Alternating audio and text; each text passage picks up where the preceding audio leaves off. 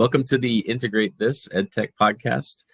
This week, we have a special guest with us, Cassandra Gohman, who actually works at the same organization I do, SWWC.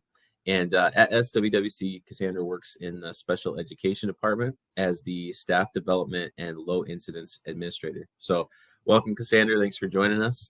And Jeremy's going to get us started.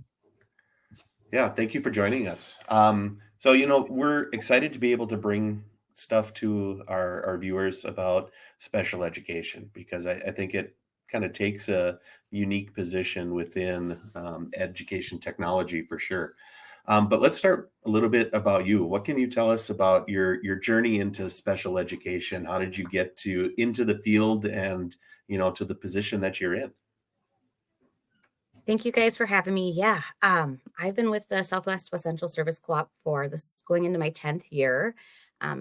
Way back in the day, starting back to why I kind of got into special education, even goes back to just elementary school, middle school. I had lots of experiences helping at an after-school program with kids that needed extra help. And I had a kid in my class who had a disability, pretty severe, profound, and we were lucky enough to get to go down and work with him one-on-one when he'd go work with his special education teacher. I come from a family with educators. My uncle has worked in education and special education. My grandmother went to the teachers college back in the day in Bemidji, Minnesota. So just lots of educators in my family. And through those experiences, growing up with educators around and just having that access to working and having peers with special needs really showed me that I like to help others. So I went off to college and originally wasn't thinking special education.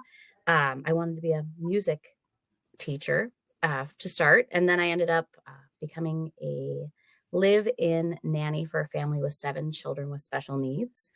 And I did that for about 4 years on and off throughout college, lived with them during the summer, during the school year, during college, would go on the weekends, long breaks, and help out.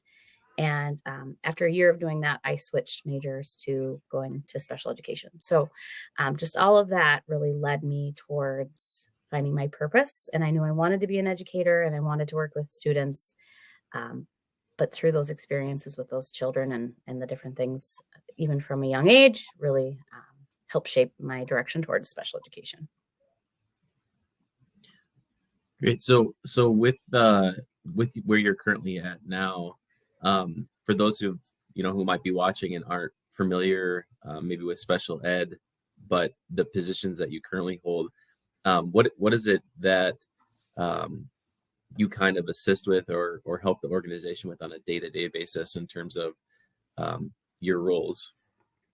Yeah, so my title doesn't really say all of what it entails, right? It's lofty and long, but there's a lot to it. So with being the staff development and low incidence administrator, I kind of hold 2 different hats, one of which is with the Southwest Essential Service Co-op, where I coordinate, facilitate, do all things staff development for our special education department. And what that looks like is I may be partnering with someone to develop some paraprofessional training, or I will talk to districts and find out what kind of training do we need out there and bring in some kind of presenter or training to get curriculum to the hands of our teachers to use with our students. But it also goes to looking at our own staff as well and the development that they need to better support our members and better support our districts. So all things kind of staff development. I'm the go-to gal. Somebody has a question and they want to look at some kind of training. I'm the one that goes and digs it up, and I may go to a training or I'll go listen to a webinar about a training and see is this something that we should bring to meet a need. Also with that staff development hat, a district could reach out and say, we're really struggling with these students at this level. We're having a lot of behaviors. What are some things we can do? And I'll reach out and collaborate with other departments across SWWC and see how can we work together to help these districts meet these needs. We have great people that do great things. So we really try to highlight that and try to find ways to help bring those services and bring those people to those districts to help meet those needs and support those students. And then the other half of my role is that low incidence component. So that is a regional low incidence facilitator, and that is through the Department of Education. There's a grant that we apply for, and there's 8 different RLIFs across the state. all ranging from part-time, full-time, all sorts of things, depending on the size of the region that they support. So with that RLIF role, I support all of Region 6 and 8, not just SWWC. And I manage and all things related to the low incidence grant and working with students and providing those indirect supports for low incidence students. So we have like blind, visually impaired, deaf and hard of hearing, physical disabilities are just some of that, autism spectrum disorder, or those DCD, severe profound students, really looking at the professional development and the indirect ways that we can support the teachers that are working with those students. So we don't provide direct support through that grant, but we provide indirect supports through professional development, finding resources.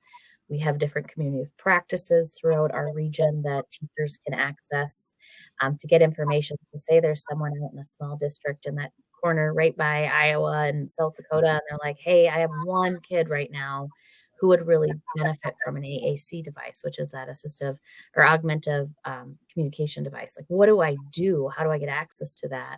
We have a community of practice for assistive technology that they can get into and learn about those things, and we can bring them information, get them access to maybe trying some different tools and things through the state department, and just however we can help meet those needs of those kids that really fall into that low incidence disability area.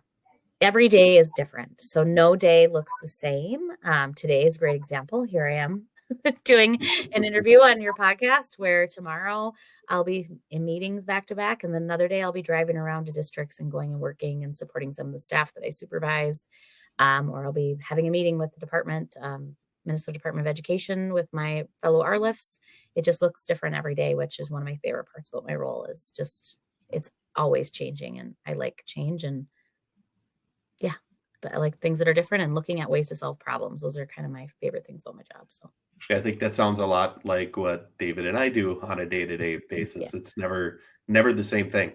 But I think, another similarity that I think that you share with the two of us is that our learners, the ones that we most work with, the ones that we most try to help out, are actually adults, right? And the adults then, that those other educators that have those roles that are working directly with those teachers, do you find that rewarding to be able to kind of work more with adults than you do on a day-to-day basis with students, or is it, that's how the job has evolved and that's just kind of what it has become? Yeah.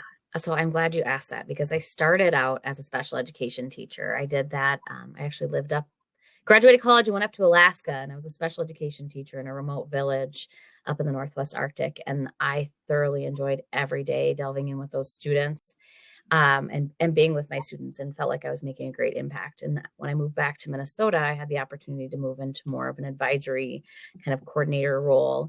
And then at first I wasn't sure, like, I was scared I was going to miss the kids, right? And now I feel like after working in that type of role, more supporting educators, I feel like I make even a bigger impact, because now I am working with a teacher who then supports 15 students, right? So I can work with them through these different issues, finding resources, helping solve problems, where then they can go and bring that back and make an impact on their students. And it's just kind of having more of that umbrella approach, where I'm up above here kind of helping manage and support these things, and it's really impacting students in their day-to-day lives and in their day-to-day education. So yeah, I really find that very rewarding. And when that teacher calls me and tells me about a success they had, or we tried this new piece of equipment and my student is making huge gains in their goals, lots of progress.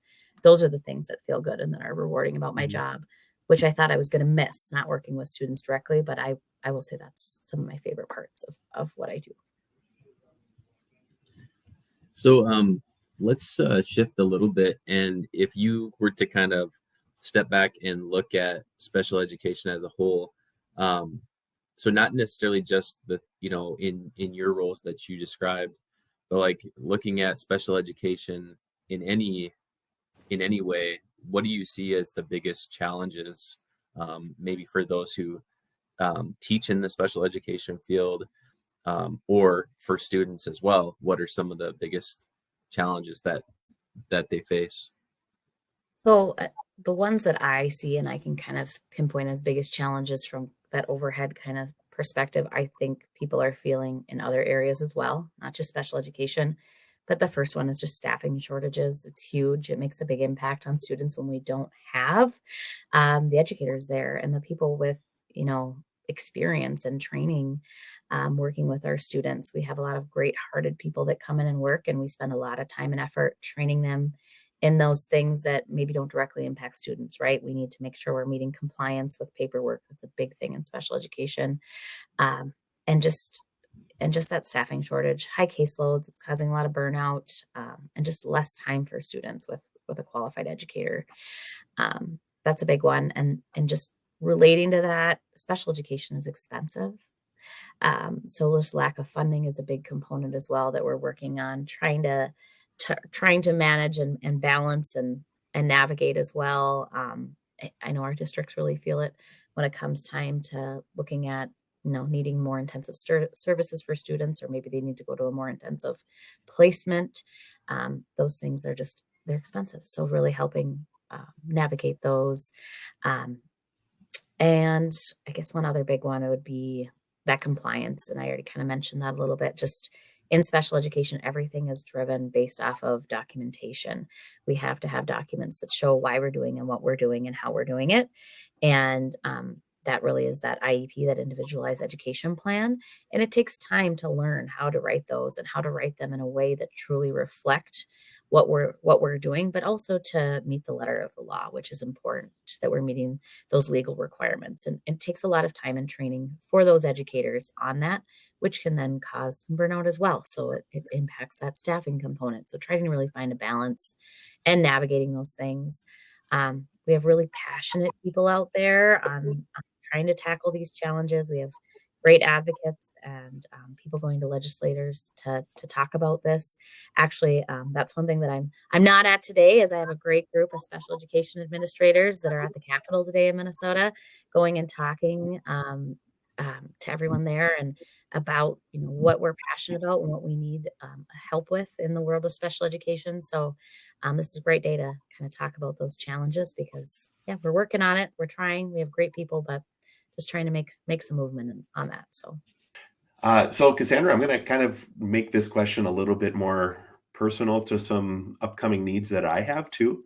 Oh, Yes. So okay. one of the SPED cooperatives that's near where we are, I'm going to be leading an AI training for them on this upcoming Friday. And they want it geared more towards, special ed type services, and how AI can be a thought partner and be a tool in their bag of tricks that they use. Which it sounds like most of the attendees that I will have will also be low incident people, deaf, hard of hearing, some autism. Did Nan Records request this? It sounds like Nan. Actually, Tanya Thacker requested it. Oh, yeah. Okay. I know Yep, that is. if you know her very Yep. well. Yep. And so I'm really looking forward to that. But Yeah. finding out, because we're talking about a diverse group of roles that those Mhm. people that occupy that'll be at that training, which I imagine is part of what you have to consider too when you start to think about staff development needs at the different districts that you work with and the different roles within those. How do you find ways to make sure that the PD that you're offering that gets sent to those different districts are going to help meet the different needs of the teachers and the different needs of the students that they serve? I guess when it comes to staff development and when we're looking at our region. So I think about the staff development hat that I wear, right? We have 46 districts that we provide special Yeah, education that's administrative crazy. services to. It's a lot. And then when you look inside of those districts, they have multiple buildings, and we're serving students from birth to 22. So it's, a lot of different things that we have to consider. And so really what I look at is I work with a group of special education directors. There's 10 directors in our group, and we talk about, okay, what's going on in your districts? What are common themes and things that we're seeing? One of the things that we do in our special ed department is we do a new special ed teachers cohort, and that's been going on for years, and it's kind of been adjusted throughout the years based on need. Over the past few years, what we've really found is that we have a lot of tier 1 special education teachers, these people that come in with like I think I have someone with like their architect, like their bachelor's in architecture, no teaching experience and background, looking at what are their needs? What do we need them to know now to be able to be a great special education teacher? We can get some of those other things down the road, right? But what do they need to be able to do now to do their job? And we talk about that and look at those things. And then we build out kind of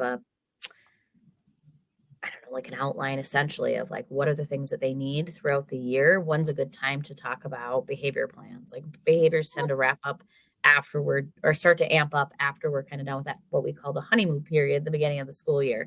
So we know in like October, November, we're going to start to see more behaviors in some of these kids. We should be doing some training around that during that time of the year.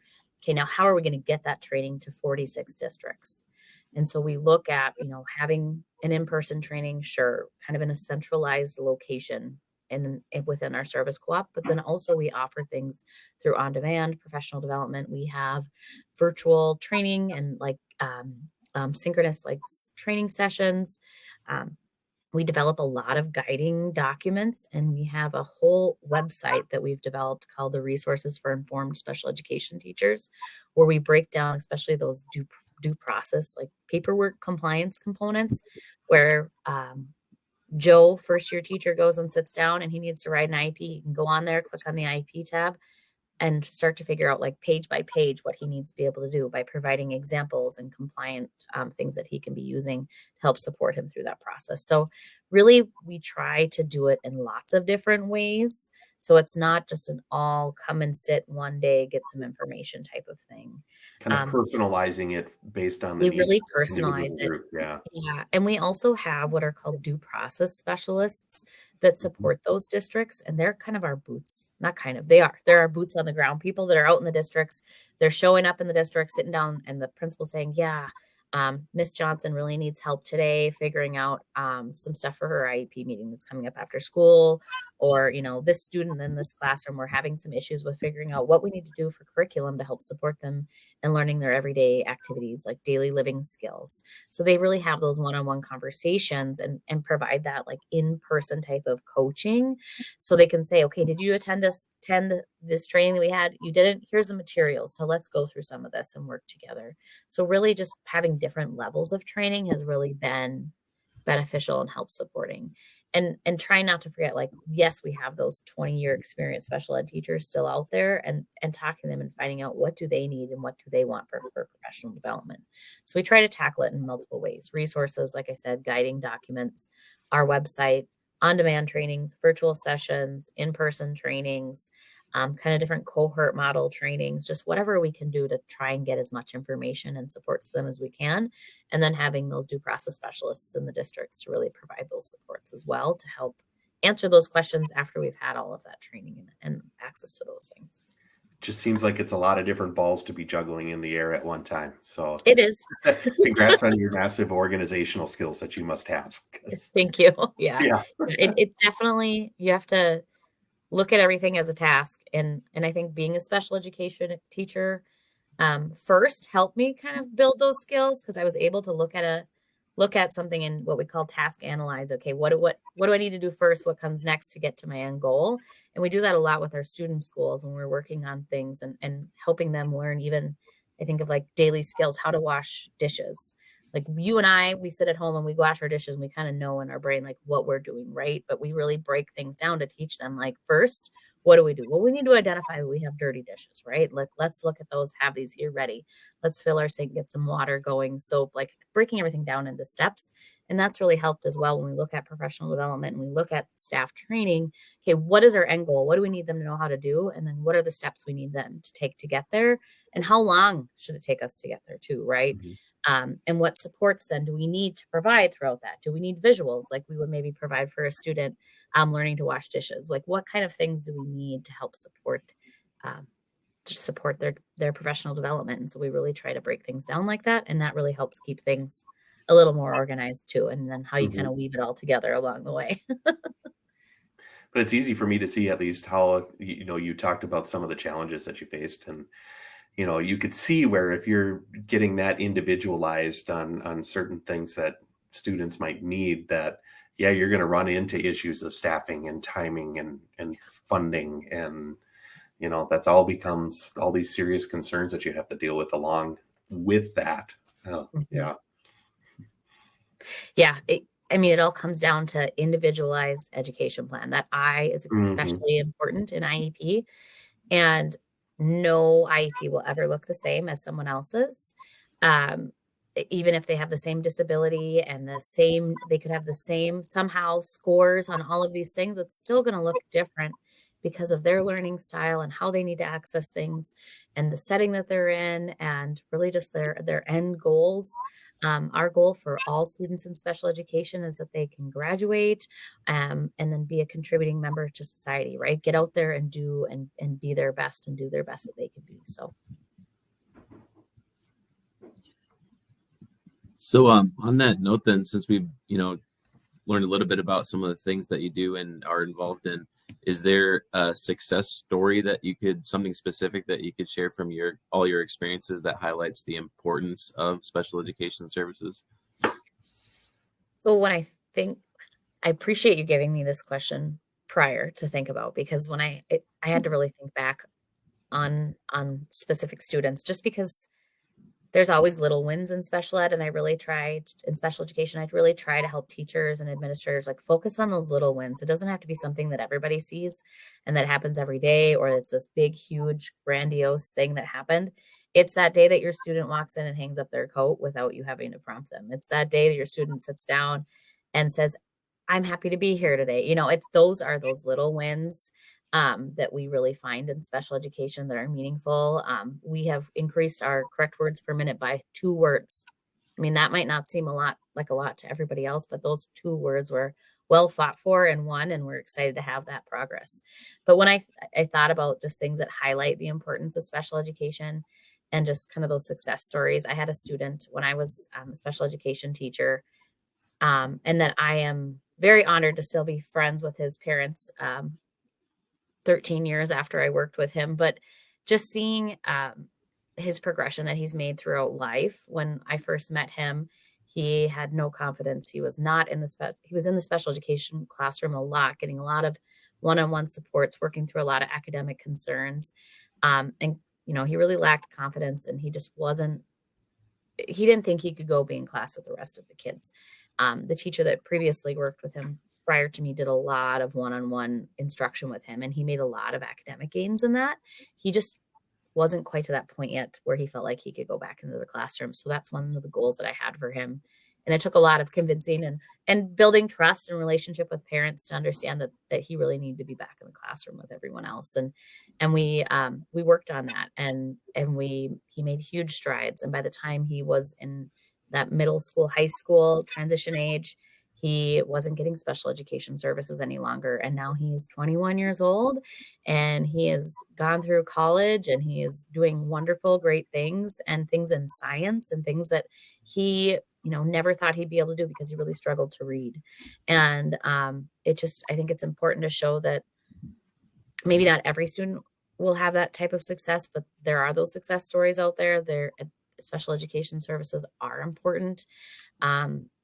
These kids really sometimes just need that extra boost to help them believe in themselves once we've achieved those academic skills. And I think it's important to just highlight that because sometimes we don't see those success stories end that way, or we don't see it because they've moved on and grown up and we don't see them down the road. Right.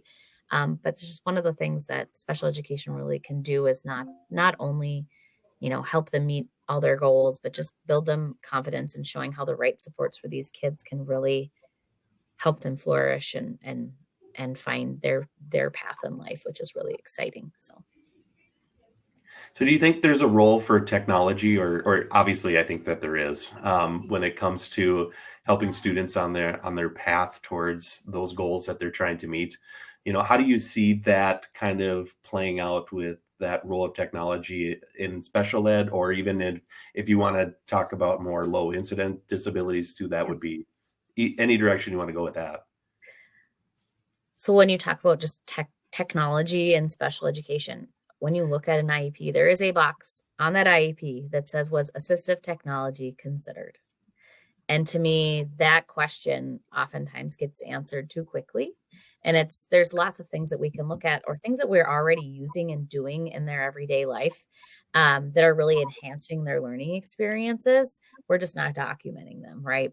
But technology, it's a game changer for kids with low incidence disabilities, especially. It provides access, it provides independence, and we can personalize their learning.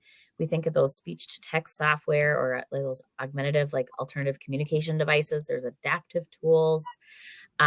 There's just lots of different ways that we can use education to help bridge gaps and ensure students can really participate in their education. When we use it effectively, it really empowers our students. So I really think that it can, yes, enhance learning experiences. Oftentimes what I find that maybe we're not using in ways that we could be is just lack of knowledge and lack of confidence in our educators, and being able to identify what are some things that we could be using, or we could be trying that could really benefit the student in the long road. I mean, or in the long term and down the road. Our goal for students is to be as independent as possible. And it is very unlikely when they graduate and they go off into the real world, they're going to have an adult standing next to them every day, being able to answer questions, being able to support them with things. And by implementing and embedding technology and these things that we really have available to us already in our everyday world, right? Our cell phone, there's so many things that we can access on here, that can help support us in our everyday lives, that we're really doing an injustice to our students by not finding those tools and helping them learn how to use them in school. So when they go off to being an adult, that they can just do it all independently on their own. So there are lots of opportunities for that to be, enhance those learning experiences for those kids. So. And do you think we have a question about impactful educational technology tools, but so one of the things I thought about was there's two aspects to that. So with some of the things that you've talked about in terms of getting the students to just achieve small goals, or like they're working towards learning more, I would say, like life skills type of things. And then so that's one aspect where we have the student focus. But then Jeremy and I have covered a lot, and I know you're familiar now too, Cassandra, through conversations that we've had before with tools like ChatGPT and all the AI stuff that has come out. And we've covered like one specifically for education, Magic School AI, all that type of stuff, which a lot of those tools are building in ways for teachers to easily write up like IEPs or accommodations and stuff like that. So it's really like a two-part question. What are the most impactful education technology tools that you see that aid teachers? But then probably on the other side too is, what are the impactful education technology tools, if any, that you see are the most impactful towards students actually being able to achieve some of those minor tasks that you want them to do? Is there some that you can think of in both of those categories? So when I think about students, one of the most impactful things that I've seen is for really those nonverbal students. We have those AAC devices, so augmentative alternative communication devices, and it really gives them a voice, and a voice that they haven't had yet, to be able to share their wants, their needs, and all of those things. And then also just assistive listening devices for students with hearing loss. Those are the most impactful tools I've seen, at least for students in that regard. When it comes to teachers, just interactive tools and adaptive learning apps and things that they can be using to make lessons more engaging and accessible for students. I haven't gotten to dig much into the Magic School. I know you shared that with us as a directors group. I just am not as hands-on with teachers working with students any longer in my role, but I think an underutilized one that they could build more confidence and use more would be ChatGPT, or an AI type of predictive tool that they could type in. I have a student that is working on learning such and such skill. What are this? And this is my end goal. This is where I want them to be. What are some like task analyzes for me, right? Break it down, find some objectives. What are some things that they could be, skills that we could be targeting to help them get to that? Because a lot of times that's where I find teachers get stuck when they're writing their paperwork and they're working on those things, is how do I write a goal? How do I make sure it's measurable? How do I figure out what to even teach and what that's going to look like. I know what I want them to do, but I don't know how to get them there. And those are some things that would help support them at least. And I don't tell them like, let's use this and then let's copy and paste this, right? Like, let's use this to help trigger thought. And because sometimes it's like, you don't even know where to start. And this is going to help them figure out where to go. So that's a tool that I think that's underutilized, but it could be very impactful for special education teachers as they build their knowledge around how to use it and learn that it's okay. And that AI it's scary. It can be scary for right away, right? But it's not a bad thing. And you can find ways, like with anything new and different, right? You can find ways that it's really going to benefit and help support you. And that's truly the intention, versus whatever they're thinking with the issue of it, right? So I think that's just an underutilized one that could be impactful, and I haven't seen it yet 100%. It hasn't been around long enough to really see the true impact of it, right? But I think it's something that could be utilized more. Well, yeah, and one of the things too, like with the magic school stuff, from what we've covered before and everything, is that we have like they do like exemplars built into there, which I think is nice, especially for special education teachers that are maybe just getting started, you know, and have a way to look at, like, if you have a student with autism, what are some, you know, modifications that can be made. And I actually just really like that all these tools are cognizant of that and building those type of things into it. And maybe that leads a little bit into Jeremy's question with the challenges with and maybe you've touched on some of these a little bit in just a little different way. Like, you know, I know you talked about a large segment of new special education teachers that are coming from fields that aren't directly from, you know, the typical educational training path. And you've also talked about, you know, like using AI to kind of help get that as a kind of almost like a thought partner, right?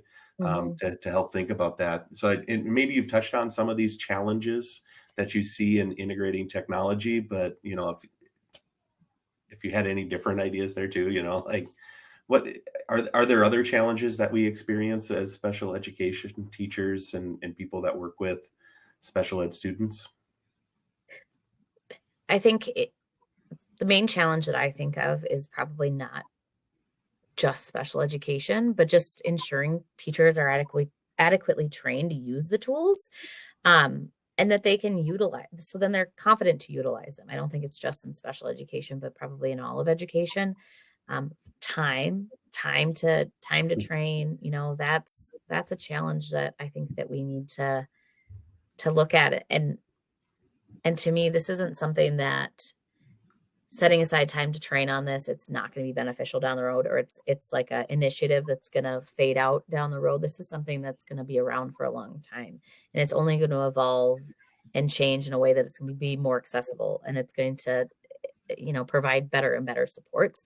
So really just setting aside that time with different groups in different ways, to really provide training and information on it. Actually, as David was just talking prior, I jotted down a little note on the Magic School. I need to get this training for a different group of staff I hadn't thought about until right this minute. And I'm like, I need to have David come and talk about this, because they're really the people that are going to help teachers like open this up and look at it and how it can benefit and support them. And we can help support, you know, technology integrationists on that as well. But just by putting in that time in the forefront will help make sure that technology training is happening. So it is being utilized and it is being implemented properly. So, yeah, that's just the one that really stands out to me. And it's going to help teachers see how then they can apply it for students to use too.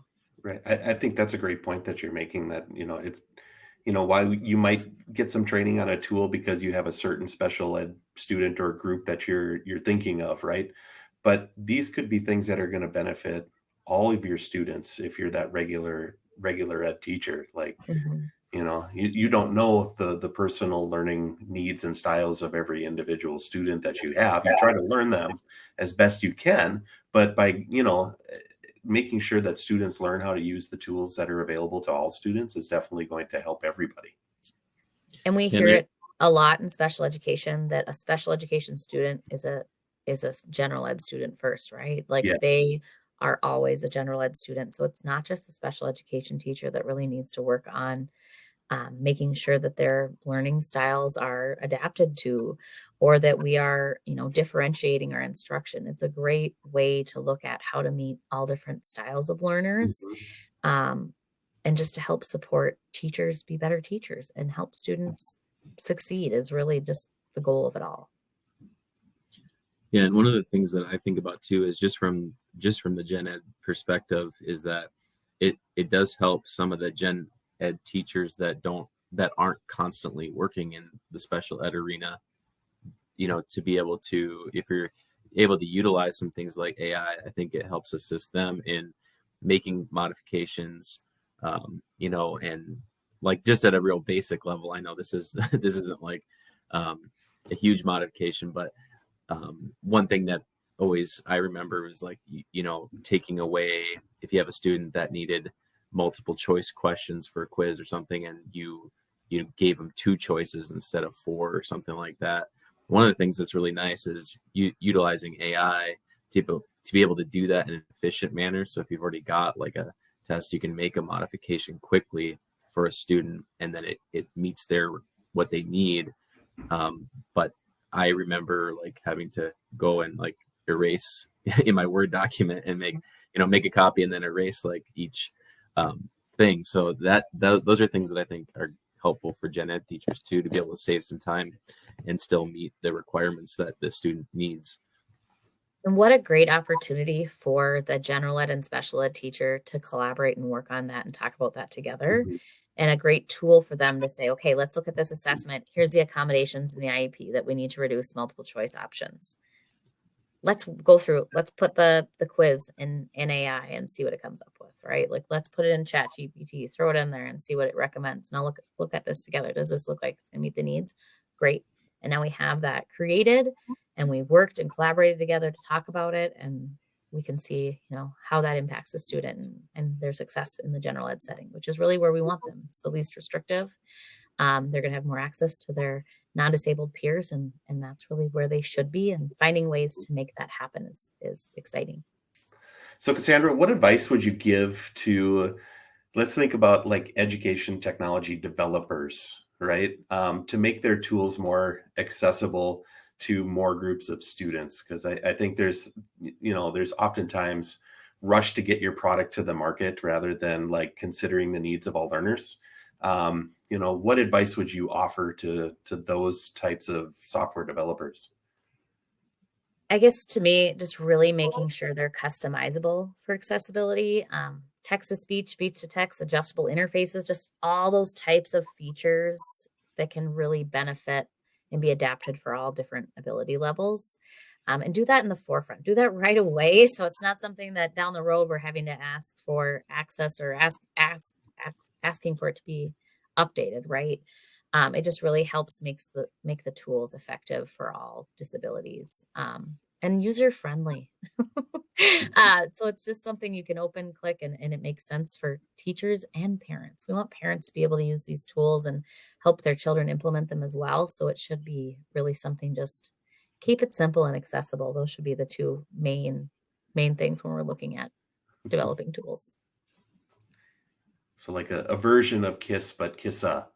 Keep Yeah, there you it go. simple. Yeah.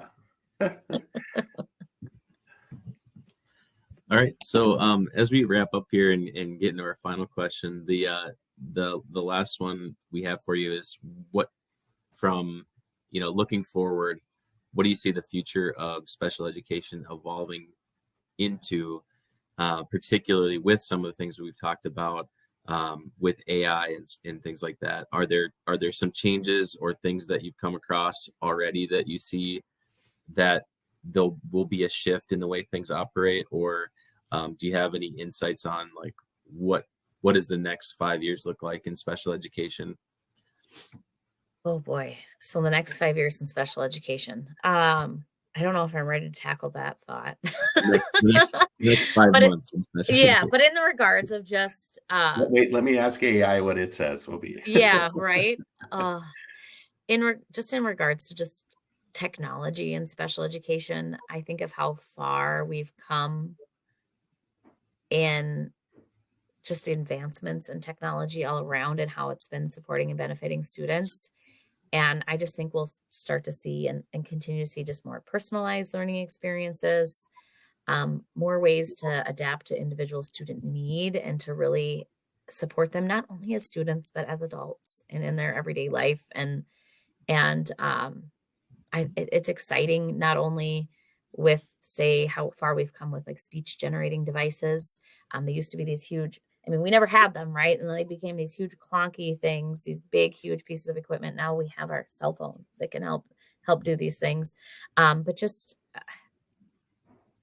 how teachers are using and helping students learn and use different type of devices and different things of technology is exciting. And I think it's just going to continue create more opportunities for that independence, and empowerment for students and just success. And we're going to see more independent adults with disabilities out there in the world being able to, navigate the challenges that we encounter in everyday society. And I think that's exciting that they're going to continue to have more tools to help support that. Well, Cassandra, we've really appreciated the time that you've been able to spend with us and the sharing of your expertise. Before we go, do you have any resources that would be beneficial, you think, for viewers to be able to take a look at, especially if they're looking for more information or if they have questions about things? Yeah, I'd just like to highlight two things. Is just within the Southwest Essential Service Co-op, we have a page on our website all about what we do in special education. All of the upcoming professional development that's related to special ed is on the right. I mentioned those community of practices for different disability areas. We also have coming up in August, we have 3 very large paraprofessional conferences that we collaborate across divisions at SWWC on, and great opportunities for paras to come and get training and all different things. Registration should be open within the next week or so. And then also the other thing I would like to highlight is our Minnesota Low Incidence Projects page. If you're working with any students with a low incidence disability and you're looking for resources or training or just like someone to connect with and discuss things going on, that's a great page to look at. There's a wealth of information, a wealth of resources on there. So I'd like to highlight those and encourage people to look at those resources as well. So Yeah, and we'll be sure to put those links in our show notes for people to click on. So great. thank you. Thank you again for sharing your time with us here today. We appreciate having you and wish you the best of luck the rest of the school year. Thank you. I really appreciate you guys inviting me to be on and to share a little bit about what I do and what we do in special education. And it's exciting to see more and more opportunities to collaborate and more opportunities to just do things that are great for our students. So Thanks, Cassandra. All right, thanks again, everybody, for joining us for our interview with Cassandra Gohman. It was great to get to talk to her and understand some of the different aspects of special education. Next week, Jeremy and I are going to try to look through that lens and discover what are some of the best tools that are out there that offer special education features in their tools. And so Jeremy and I will both bring 2 to the table for you to explore, and we'll spend some time diving into how they can help both special education teachers and our general ed teachers in doing accommodations and modifications and all those things that you'll find in the special education world. So join us next week for that.